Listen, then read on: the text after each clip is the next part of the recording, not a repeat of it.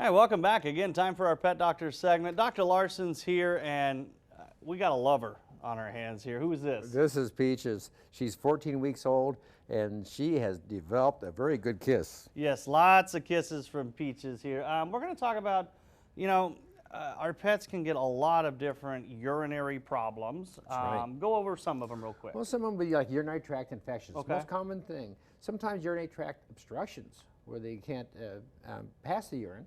Or maybe neoplasia. We saw one the other day. Unfortunately, the pet has bladder cancer. And then urinary calculi. Now, you might recognize that one because that's actually what we're going to talk about today. Another name for stones is calculi. That's right. That's a medical term. Uroliths is another There you medical go. term. We'll go with stones. It's just easier. It is. Where do they form at? Well, for that, Tim, I'm going to give you a little bit of a reminder of the urinary tract. And everybody knows this, but I'll tell you because it helps me explain. The kidneys. Okay. The fluid from the blood goes through the kidneys. The kidneys filter out minerals that are in excess and water, that kind of thing. From the kidneys, the fluid passes down with little tubes called ureters, one for each kidney, and they empty to the bladder. Now, bladder is where the urine, of course, is stored.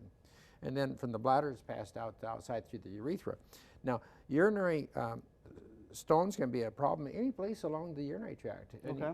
Sometime, but the bladder is the main one that forms it because that's where the urine is stored the longest. People get kidney stones. I've had them. They're terrible. What about pets? Do pets get kidney stones? It's less common in our right. pets for kidney stones. More commonly, the bladder stone, and but we do see a few of them, and mostly in cats. Strangely enough. Why does it form? It's all about pH of the urine and the minerals that are that's being excreted from the kidney that's going in the urine. Okay. So they form as we've all seen hard water deposits around things. Well, let's say that's very similar to what would form in the bladder for a kidney stone. When a little bit of the sediment collects to usually it's called a nidus, maybe some cells or something like that just sit in there like a snowball, and more precipitate to that, and more, and pretty soon, presto, we have a urinary stone.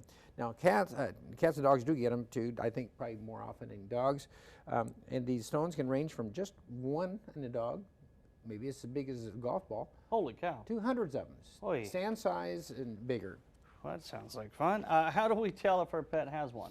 Well, we can't tell exactly by looking at your pet. We know that the pet will have trouble urinating, maybe have accidents in the house, maybe some bloody urine. All right. So we have to take x-rays, urinalysis, check in what kind of, if there's minerals in the urine that's abnormal, the pH of the urine, maybe ultrasound will also help us decide what's going on. How do you take care of it then? Well, two different ways we can control it.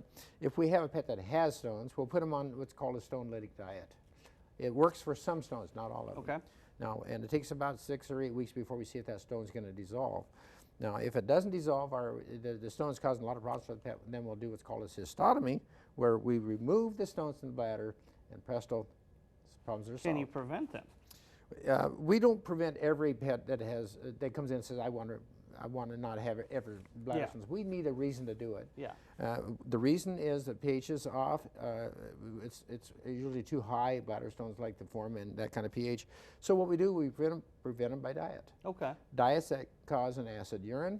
Stones don't like acid urine, and diets that don't have as much mineral in them that help that precipitate to form in the first place. Okay. Well, thanks, Dr. Larsen. Peaches, we'll let you go give some love to somebody else. We'll be coming right back. Stick with us.